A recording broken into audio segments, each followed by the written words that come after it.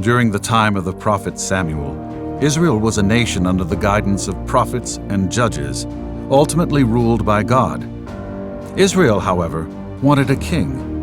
Like all other nations, they wanted a man of their own choosing to rule them. Samuel was perplexed by this idea and knew this was a bad decision. The people of Israel demanded a king.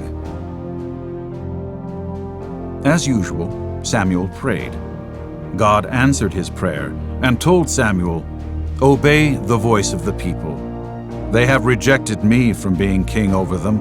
Solemnly warn them and show them the ways of the king who shall reign over them." He told the people, "You'll be disappointed in the king. He will tax you, take land and crops from you, and work you harder than you thought possible." The people were persistent. In the tribe of Benjamin, there lived a young man named Saul. He was taller and better looking than anyone else in the whole nation. This was the kind of king that the Israelites wanted. Samuel anointed Saul as the king of Israel. In a grand coronation ceremony, Samuel presented Saul to the people. "Long live the king!" Israel shouted. The new king got right to work. One of Israel's enemies, the Ammonites, invaded an Israelite city. Saul summoned the people. The men came, hundreds of thousands of them. They gathered as an army, surrounded the city, and slaughtered the enemy. Saul went out again with his army and slaughtered another invading force. The more victory Saul had, the prouder he became. Israel and Saul soon forgot that God was responsible for their victory.